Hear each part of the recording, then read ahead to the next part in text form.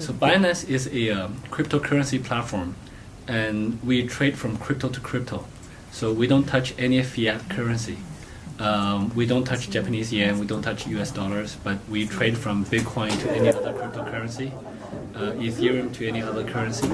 So Binance is available in 6 languages, including Japanese. Japanese is one of our largest markets. So we are very interested, and we care about the Japanese market quite a bit. So we want to do more promotions in Japan and find out how we can service the Japanese users better.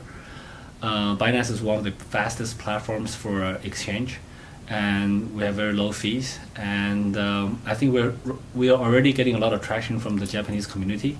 So we want to grow that further, basically. So I think we're just the beginning. I think we'll see a lot more ICO projects, ICO coins.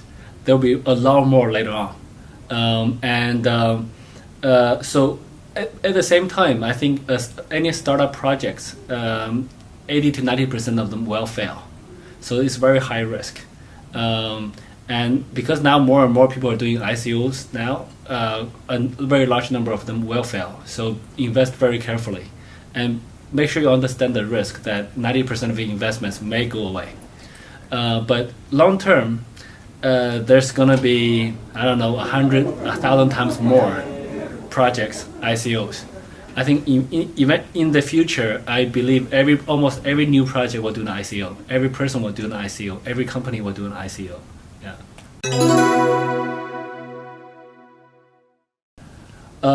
I think basically the ICO concept will not go away. It will stay forever, and it will only get bigger.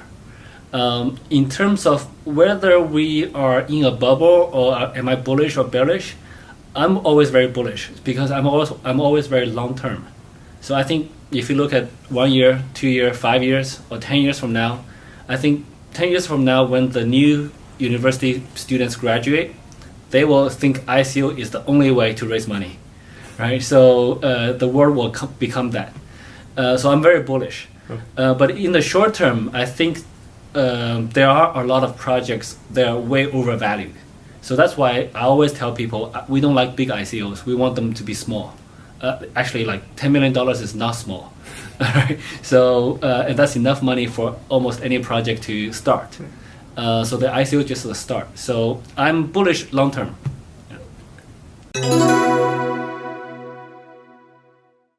Yes. So my advice is basically spend time to learn about the project you invest in. Never invest in a project because your friends are investing in it or because somebody tell you it's a good project. Always study the project. Always spend time to read the white paper. So never invest in anything you don't understand. Never follow other people. So you always have to make your own decision. But I think most of the Japanese people are very diligent. They read. They study the material, but then you have to make a decision yourself to say, okay, is this the type of projects I want to invest in? And especially for traders, I recommend every trader to develop their own method. Everybody invests in different type of projects. Some people say, okay, I like technology. I want to see good technologies. Some people like to follow people. I like good teams. Some people say, I want to pick up cheap coins. I think every method will work. Almost in every method of trading, in every method of investments, there are people who make a lot of money, and there are people who lose a lot of money. You want to be good with your method. So the best way is to follow your own method. You try it a few times with small amounts of money. You very likely the first few times very high risk. You very likely to lose money, but make sure you lose small amounts when you're learning. And then once you become better, you can increase amounts.